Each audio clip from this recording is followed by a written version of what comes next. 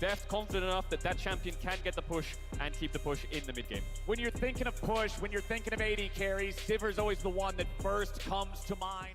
Mechanics. Which puts a lot more emphasis on these key big abilities. We mentioned, as soon as Keria locked in the Renata, that's something that can bring some structure to your team fight. If you get not a lot of mana to work with here on Zeka with the Sylas. He's playing nice and safe.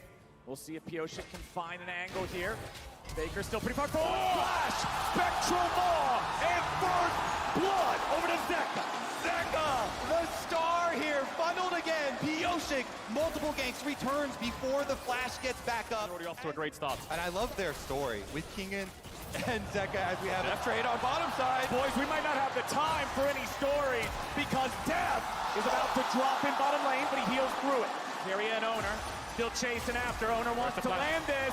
There's a little bit more damage coming out from Keria. Flash into the Tempest to make it happen. As Zeka goes in with a stolen ulti, he'll shuffle Faker right on back, but Owner's on the way, so Zeka can't do any more. Rank 1 actually started with Deft on DRX as well, getting the kill there, but now it's Dragon started up for Pioshik and DRX, and they should be able to finish it. No Lee Sin arounds means no attempt at a smite steal. Oh! Who needs smite when you got an arrow? Guma Yushi kick! Is on his way up, will be first to the top side river. How does T1 dissect this fight? They're looking for Kingen. Owner throws out the cube, but he's not going to find it. Zeka jumps in. Owner's ready to retreat back to his own teammate. Zeus contesting 1v2. Owner and Faker ready to join in, but Barrel's made his way into the fight. Owner jumps in. It's secured by DRX. Now the fight breaks out. Pioshik coming right back in. T1 with a lot of move. Zeka tries to get the kill, but he won't be able to secure it. Zeus charges forward, but not finding another kill just yet. It is T1. They lose the objective, they get the kill, and they stop the eye. As Faker is the first one to step up, Owner's going towards midwave. Kingen will find the bot lane of T1. Oh, that's not where they want to be going. DRX, they're ready to go. Can they survive? No. Keria will fall, but he's traded back for Zeka. A 1-for-1 that should favor T1. That was immediately resets his position. His job was to distract, and distract he did. Drake secured as Faker goes in. Deft is on the run. 40% HP. Zeus ready for the re-engage. Fate sealed, and Deft is down. Faker gets the kill, and T1 are ready to go. T1 so precise, just dominating this game. Zeus, magnificent sleight of hand on the bottom side, but they're not done yet. Kingen looking for the snipe onto Faker. He just walks out of the Inferno Chains and goes for it. Oh, but Faker goes back in. Faker gets Barrel, and T1's ready for more. Pioshik's on the run, but the Ruined King will barely survive. Owner walks away, and now T1 might just pay for it. Kingen's ready to chase down Guma even further. Zeus coming around from the side. Kingen backing away. T1 getting another.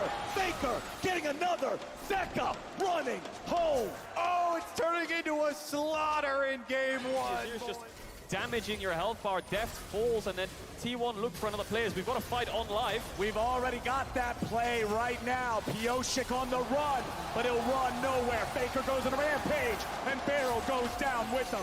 T1 find 2. They find the jungler, and they find their way to the Baron. There's a reason why T1 is undefeated versus DRX. They're outclassing them in every single role right now, and T1 will pick up that Baron just shy of 21 minutes in the game.